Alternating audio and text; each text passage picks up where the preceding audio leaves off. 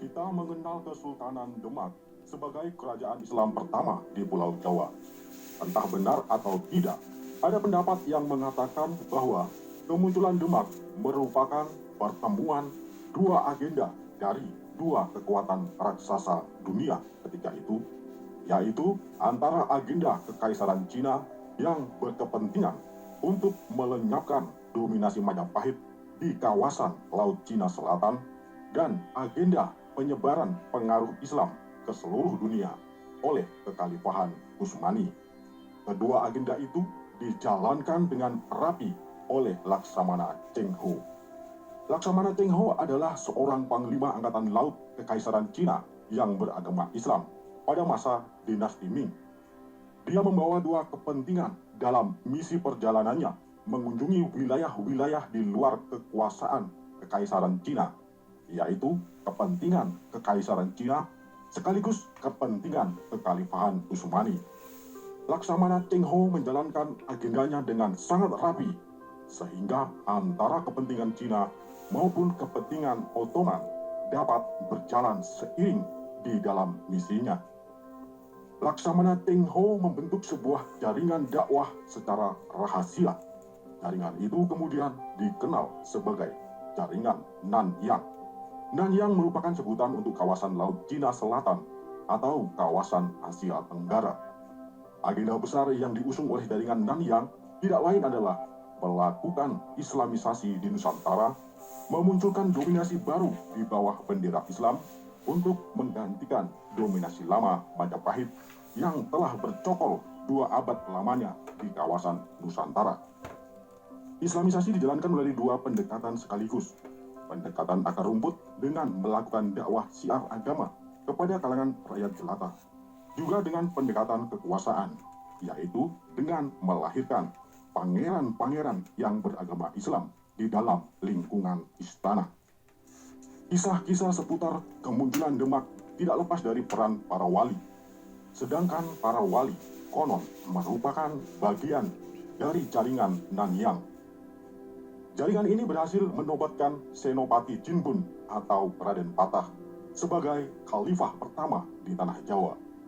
Yang paling kontroversial dari semua kisah tentang Demak bahwa Senopati Jinbun menjadi sultan setelah berhasil menggulingkan Brawijaya. Padahal Brawijaya adalah ayahnya sendiri. Pemberontakan seorang anak kepada ayahnya ini kemudian dikenal dengan nama Perang Sudarma Wisuta.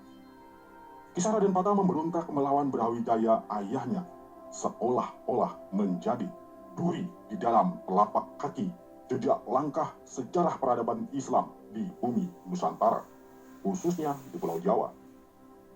Perjalanan sejarah kerajaan-kerajaan Islam di Pulau Jawa menjadi tidak bisa berjalan gagah dengan sempurna, sebab langkahnya menjadi timpang terganjal oleh kisah anak yang durhaka kepada ayahnya. Transisi dari peradaban lama digantikan oleh peradaban baru ternyata diawali dengan sebuah tindakan yang cacat moral. Itu jika benar bahwa kisah Perang Sudarma Wisuta pernah terjadi. Apakah kisah itu memang pernah terjadi? Inilah pertanyaan penting yang masih hangat menjadi perdebatan, sekalipun sudah sejak dahulu, dan entah sampai kapan. Pertanyaan ini selalu hangat mengundang gairah debat. Seandainya kisah itu memang pernah terjadi, lalu apa motif sesungguhnya Raden Patah melakukan pemberontakan kepada ayahnya? Mungkinkah Raden Patah merebut kekuasaan dari ayahnya demi menegakkan agama? Masa sih menegakkan agama bisa dengan menghalalkan segala cara? Atau sebaliknya, Raden Patah menggunakan alasan demi agama, padahal tujuan sebenarnya adalah kekuasaan itu sendiri.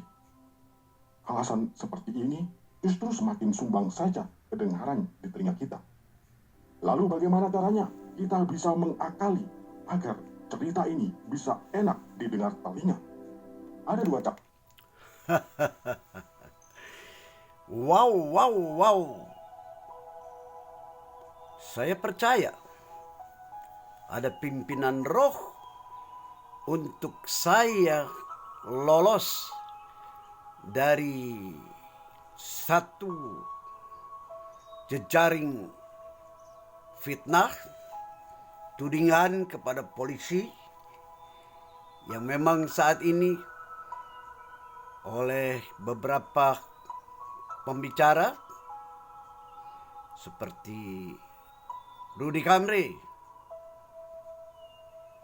Denny Siregar yang memang sangat-sangat jelas, tegas, keras, tetapi bukan cara tegas kerasnya Refli Kadrun dengan barisan Rocky Gerung yang memang selalu disponsori TV One, Karni Elias, dengan suaranya yang serak-serak yang menunjukkan di hatinya ada kerak-kerak yang seolah-olah mengejar untuk mengimpotenkan Jokowi.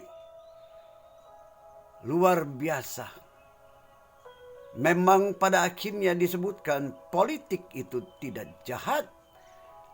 Tetapi orang yang bermain politik itu bisa busuk. Berbicara cinta. Sebenarnya di dalam hatinya itu penuh bisa nista. Dan pada akhirnya mampu menganiaya atas nama keyakinan. Mr. Jinbun kah menjadi satu contoh yang baik. Dan itu tentu indah didengar oleh yang namanya Ridwan Saidi dengan barisannya juga, termasuk Egy Sujana yang jidatnya hitam-hitam, cuman menunjukkan di dalam pikirannya itu bisa aura yang keluar itu hitam.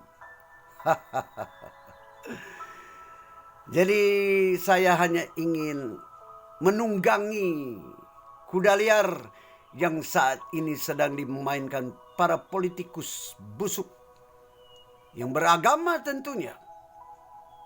Apakah benar ada nafsu untuk menggantikan negara Pancasila yang sudah dicanangkan oleh proklamator yang bernama Soekarno? Tetapi juga kita boleh belajar bagaimana tegas, keras, cadasnya Tiran Cendana, orang tua dari Mr. Tom Tom dan juga Mrs. Tutut. Cocok dan cocok. Wahai yang namanya Sujiwo Tejo, mainkanlah pedalangan Anda tentang adanya huru hara yang sangat menista kesatuan bangsa Nusantara. Seandainya benar kata narator di dalam ungkapan, benarkah ada motivasi agama atau murnikah hanya karena kekuasaan? Maka si Raden Jinbun Patah yang disebutkan di situ adalah manusia yang pertama memasukkan kekuatan agama baru, di mana Egy Sujana yang memang mengaku Sunda, gabungan daripada yang namanya Cianjuran dengan yang namanya juga Kauman, aku lupanya cepat sekali. Ya, dari situ biar saat ini Egy Sujana juga yang pernah meneriakan kepada Purnawirawan Baret Merah, karena Egy herannya bisa dijadikan penasehat Purnawirawan Baret Merah yang seharusnya punya korsa yang mulia, mempertahankan kesatuan Nusantara Pancasila. Jadi di situ memang terselubung dari si jidat hitam itu kata-kata, mari berjuang demi agama. Yang di dalam narasi disebutkan pada saat kerajaan Majapahit yang Hindu Siwa itu kemudian menurut babat tanah Jawa dihancurkan oleh pengkhianatan seorang anak yang dipercaya dan dicintai oleh Prabu Brawijaya. Wahai engkong yang tidak mengakui adanya cipratan darah Cina di Betawi, tetapi heran juga si engkong itu bisa menghapuskan saja sebutan engkong itu. Sehingga engkong Ridwan Saidi sanggup menyakiti hatiku. Andi Stefanus Suryajaya Egi, asli keturunan Cimahi dekat Sikang Sule, yang bisa mengatakan anjrit, dan sekarang diikuti oleh mu'alaf yang bernama Deddy Corbusier. Anjrit. Maka dari situ, singkat saja, di mana Yesaya pasal 5 ayat 20-21, cilaka Anda dan anjrit. Kalau anjrit juga berkata bahwa yang benar itu salah, yang salah itu benar, yang jahat itu baik, yang baik itu jahat. Di mana membantai sesama bangsanya itu baik kalau demi keyakinan agama baru di zaman Majapahit oleh Menteri Jenderal Wakil Rakyat yang bernama Raden Jinbun Patah. Sangat mengerikan, tetapi baik di sini untuk dijadikan satu mawas diri. Terima kasih Jenderal Dudung asal Bandung, di mana bertetanggaan dengan Cimahi, bahwa kekuatan radikal itu saat ini begitu cepat dikembangkan, per detik, per menit.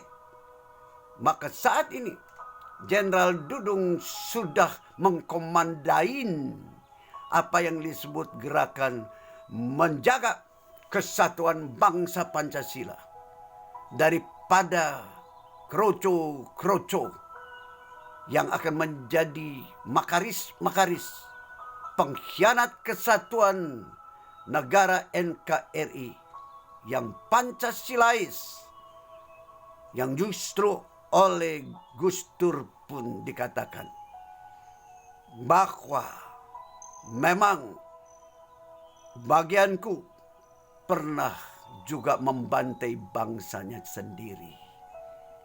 Terima kasih Gus Dur, karena Anda mengungkapkan kebenaran pada saat bagian daripada keyakinanmu mencoba menutupi dengan dusta, seperti Yeremia pasal 6 ayat 13.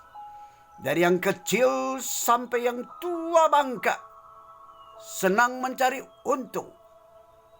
Apakah itu untuk agama, untuk kekuasaan, untuk kekayaan, ataupun untuk perempuan, ataupun untuk banci-banci itu.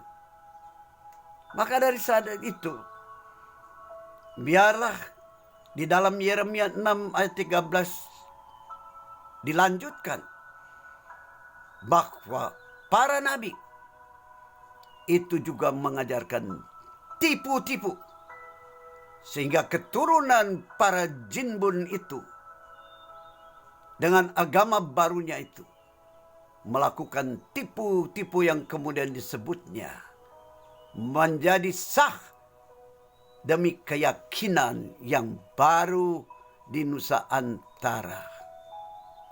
Mari kita doakan agar apa yang sudah dicanangkan oleh Jenderal Dudung yang Pancasilais, jangan kau coba-coba akan kusikat kau habis-habis. Tepuk tangan buat Jenderal Dudung.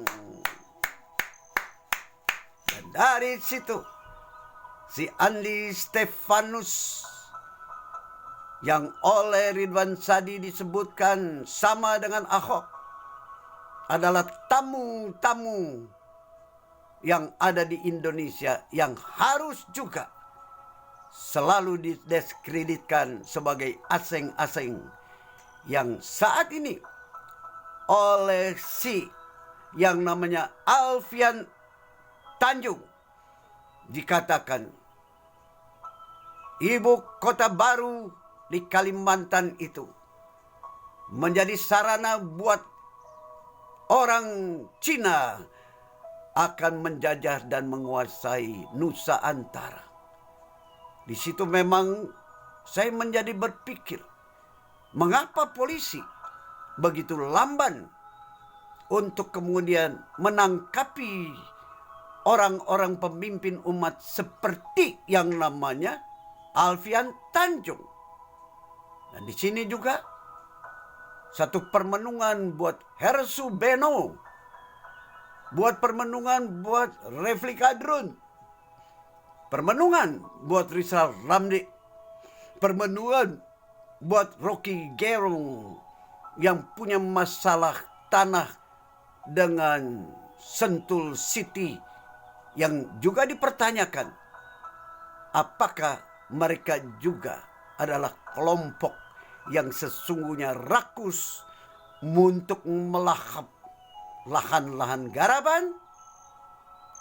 Yuk, saat ini Andi Stefanus Suryajaya asli Cimahi, tetapi apa mau dikata, Andi Stefanus Suryajaya itu adalah keturunan Tionghoa yang dipopulerisasikan oleh jenderal peragu yang bernama SBY. Mari, kata pendeta almarhum yang saya selalu kagumi, apalagi setelah dia wafat, Pendeta Eka Dharma yang dari Gereja GKI Indonesia, yang juga diberikan dukungan oleh Jenderal Kasat yang pertama yang bernama Tai Bonar Simatupang. Gereja yang bernama GKI itu menunjukkan gereja yang nasionalis. Doakan supaya pemerintahan yang disebut wakil Allah menjalankan keadilan pedang yang diberikan kepada penguasa. Maka benar, kita doakan juga Jenderal Dudung.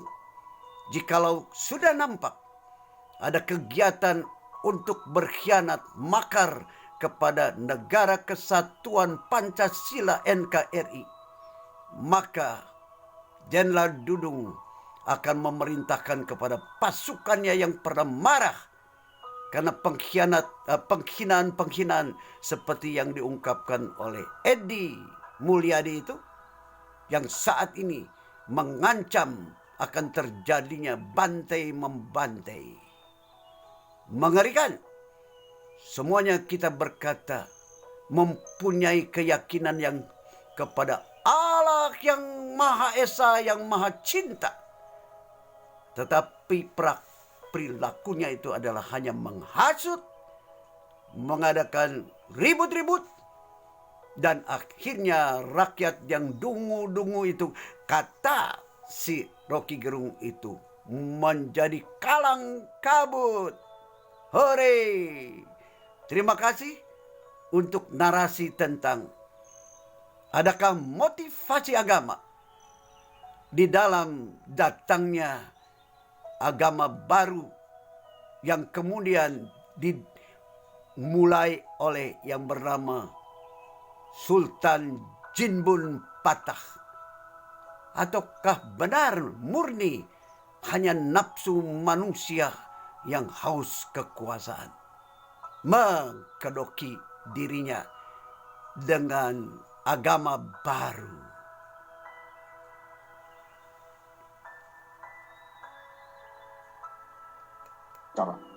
Cara pertama, kita memisahkan antara perebutan kekuasaan dengan persoalan agama.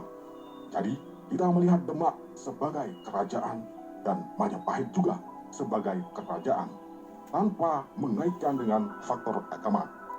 Ini murni soal perebutan kekuasaan.